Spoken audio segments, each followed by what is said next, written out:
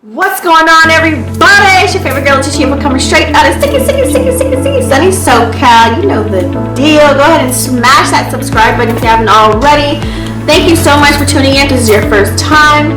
And if you watch more of my videos, welcome back, you guys. Welcome to Girl Talk. So the reason why you hopped on this is because you want to know how to deal with fear and anxiety. Let's kick it.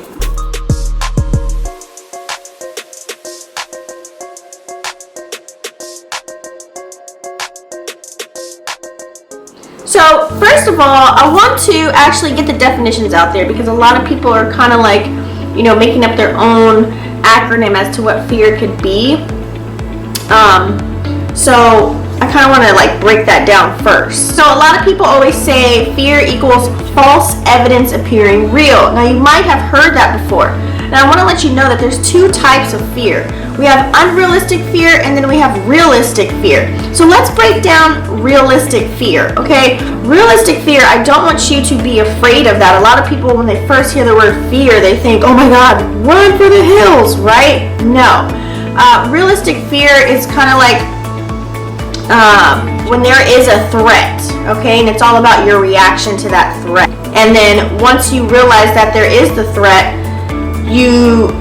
depending on how you react, then all of a sudden it's gone, right? So let me give you an example. So for example, you're gonna be like, okay, someone says, hey, do you wanna go swimming in the ocean right now on this surfboard, okay, with no life jacket or anything? Well, for you, you know yourself, you know that you cannot swim. So your fear is that you're going to drown and die, right? So once you realize that you connect A and B, and that equals, okay, so there's my decision. My answer is no, I'm not gonna go, but I'll watch you guys. Okay, or you're gonna be like, okay, no, I'm not gonna go, I'll watch you guys and come hang out. And then everybody's gonna be like, okay, cool, right? So now the fear is gone because you already know why you're fearing it, right? It makes sense. Now, the other fear is the unrealistic fear. So this is where there's no threat whatsoever. You're always afraid when there's no need to be afraid. Why are you afraid? Is because maybe you faced some childhood trauma, or not even in your childhood, just some type of trauma that you haven't healed from yet. So you're always going to be afraid or scared of the unknown.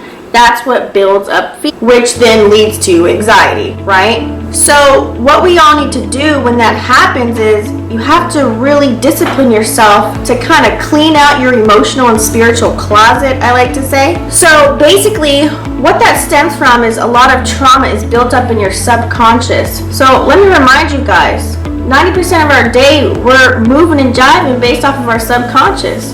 We're not really using our conscious mind, only about 5% of that. Your conscious mind is where you're actually really aware of what you're doing.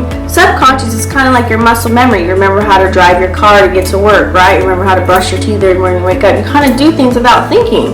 You just know how to do them, okay? So with your conscious, we barely use any of that. So a lot of fear is built in our subconscious. And we have to learn how to heal from those traumas. Now, let me just pause for a second, okay? This is a little bit crazy. Now, it's crazy in a sense to where you have to be willing to be open to heal yourself first.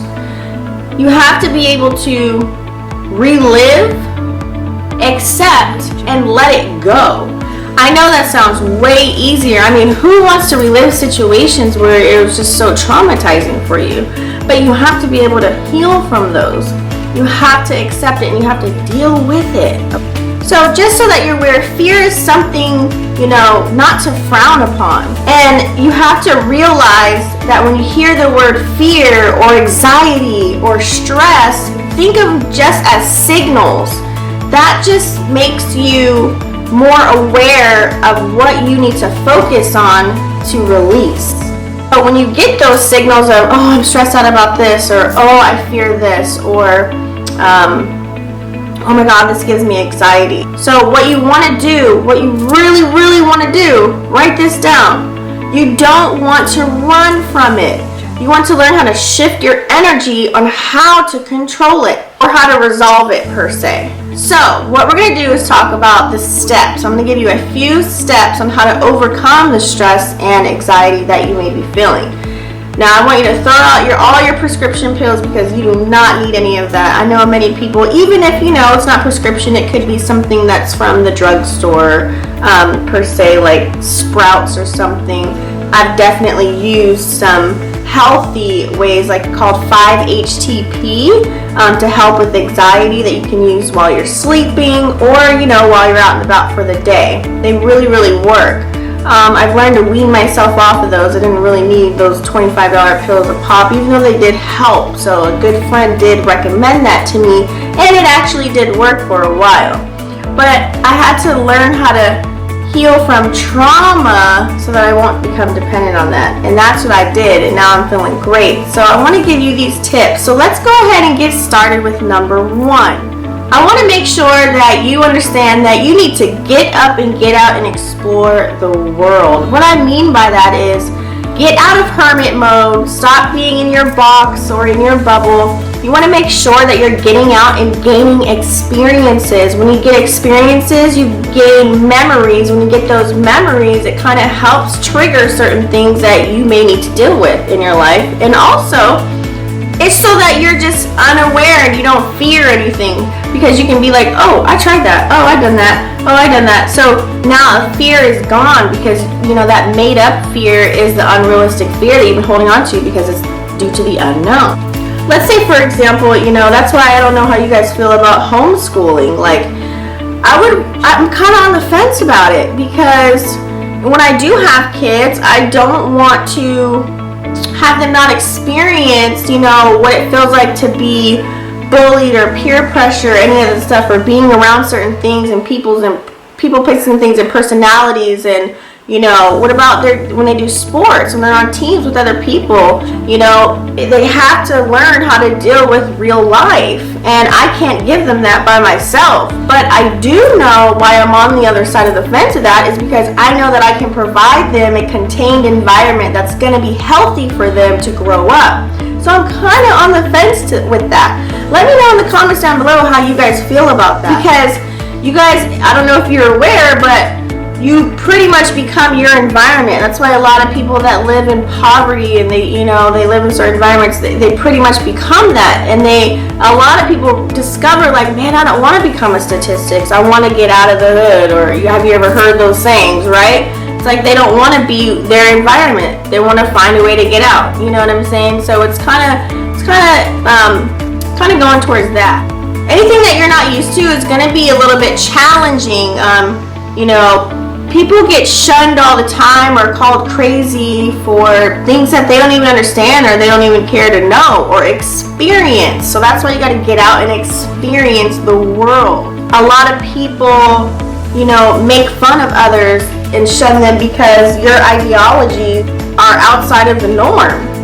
And so it's just you get called so many different things. And think about it, guys. Society talks more negatively than it does positive about anything, and that's where you condition your brain all these years to build up fear. And a lot of people don't realize that you are source energy. Once you realize that you're source energy, instead of fearing, you can start learning more about that, right? And learn how to leverage your energy and manifest what you want. If you listen to the big rappers and singers and everybody out there, they're always talking about manifestation. Why? Because they understand this. They understand energy. They understand fear. They understand anxiety. They understand how to deal with trauma and meditate, okay? And really focus on themselves, right? Try and look at positive things that's going on. Look at people that are doing positive deeds, helping somebody, like giving them a lift, opening the door, smiling at them, telling somebody they're beautiful for the day. Focus on the positive, and then you start doing it yourself. That way you're not focusing on negative things, negative connotations about what you heard about things that you never experienced. That can really help with getting rid of the unrealistic fear that you have. Number 2, super important. Cut out the news. Stop watching the news. Personally, I haven't watched TV in years, guys. I do not watch cable. I do watch a couple of TV shows on Netflix and YouTube. I choose what I want to feed my brain. But when you're watching the news every single day of your life, even I know we grew up, our parents watching the news and soap operas, right? So we get accustomed to that lifestyle. Every morning you probably pop your, Keurig coffee and you got the news going on. I used to do it every morning. And you start to program your mind in building more fear because it's all negative. It's all garbage to me. It's all trash. A lot of it, it's all about, okay, who's got the best story, What's the biggest negative story we can put out there, and then it gets blasted on all platforms. So it's kind of like you subconsciously build that fear within your mind. So it's like you don't want to go out in the world. You don't want to experience anything because of what you hear, what's going on. So I recommend you try it at least for 30 days. Cut off the TV, okay? Cut off the news. Also on your social media account, I love how my homegirl Jenny the other day, she had a story on her Instagram talking about how, when you're scrolling through your news feed on Facebook, Instagram, even Snapchat, whatever, you start to see these memes and negative things going on and things that may be funny, but it's like you're filtering things that aren't good for your body. Thoughts become things. It's very powerful. So once you start acting out or you change your mood, you probably don't realize it's because maybe you watched a scary movie or you've seen something bad on the news or somebody made a post on their Facebook story to something super negative and you're all into the thread. You was reading it all nosy, right? But you fed that to your mind, and so now it's coming out into your reality. So you guys don't realize how powerful it is. So cut out the news and clean up your social media. Stop feeding your mind all of those bad influences and start realizing what you're putting into your mind. Remember, you want to go through this life having your right mind and peace and joy and happiness. That's really the main thing. Everything else is going to follow, right? So number 3, I want you to go back and re-own what you used to fear. What I mean by that is, for example, let me give you an example in childhood. I grew up from, my dad's side of the family. Everybody cries, like whether somebody is very talented, they're watching it on a TV show. Whether it's a really good tearjerker movie, we're crying. Whether we're laughing so hard, we're crying. So, and even if we're sad or upset, we're crying. We're a family that cries so much. So for years throughout my life growing up, I never understood. I never wanted to express fully who I was because I would always cry. And people were like, you're such a crybaby. You're so sensitive. You're so emotional. Oh my God, And as I got into relationships, people would use that as, a form of gaslighting me and tell me, oh, you're just sensitive, but that would be an excuse, which is the gaslighting, for them to be an asshole to me, just because, oh, you cry, you're emotional. And that's not right, so for a long time I just really feared of opening up to people and being myself in that sense. When they seen that part of me, it's like, oh God, I got horrible, oh God, they know me now, oh snap, they can just come on in and just, do whatever. So what's something from your childhood that you think that, you were made fun of back in the day or whatever, so now you don't do it anymore and you fear it? So go back there and think of those things and write a list and re-own that. Okay, now I don't fear that anymore. I'm like, this is all of me. I'm going to cry when I'm watching a movie, when I'm seeing somebody talented that can sing, rap, and dance, when something's funny, when I am emotional, when I am sad, I'm crying all across the board and I don't care. Call me sensitive Sally all you want, but I'm not going to fear it. I'm not going to let it go. I'm not going to stop it.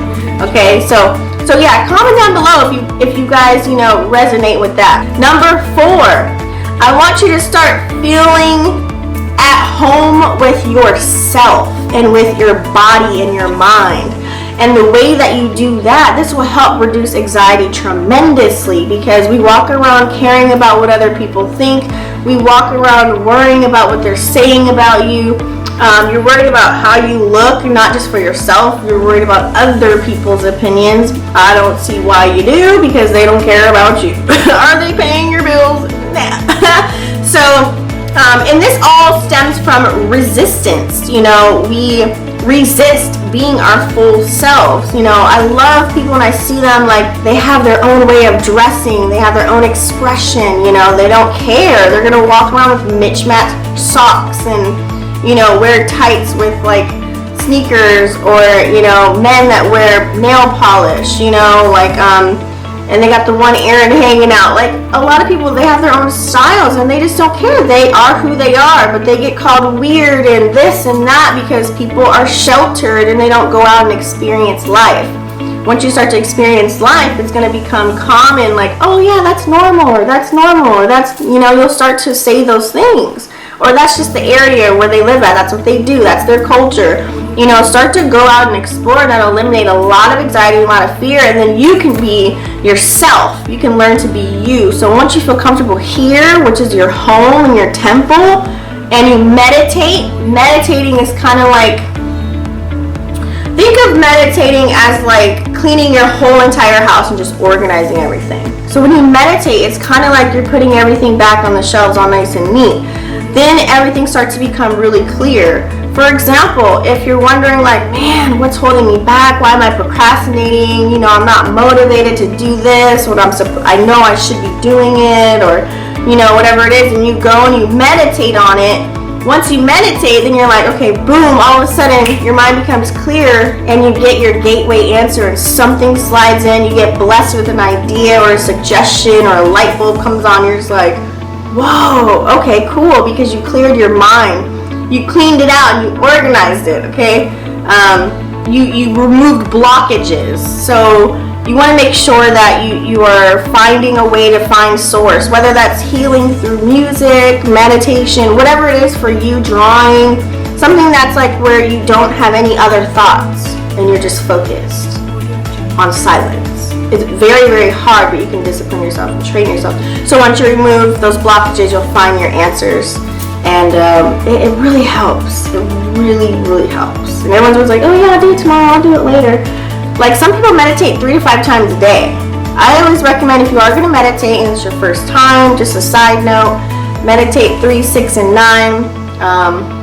That's the higher Trinity numbers, and also do a guided meditation and learn about how to sit, because sitting improperly can produce a lot of stuff. So that's a whole nother video. Comment down below if you want me to talk about how to meditate and some pointers about that as well, because I know a lot of people want to know how to do it. There's so many different styles.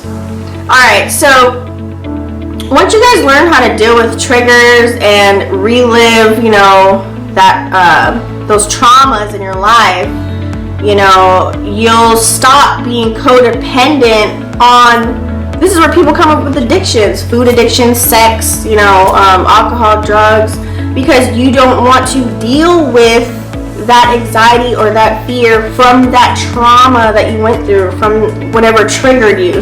And that's why people get addicted to things, because they don't want to face reality. So you gotta stop hiding. It's easier said than done. Stop hiding from who you really are. Find out your true self and deal with it. This is not the time to run from yourself right now. This is the time right now to really figure out who you are and own that shit and be proud of that shit, okay? It's really that time. So throw away the prescription pills and face your fear and anxiety. Alright, so hopefully you guys got some good tips. Don't forget to like, comment, share, and subscribe. Excuse me, and I'll see you at the beaches and the banks. Peace.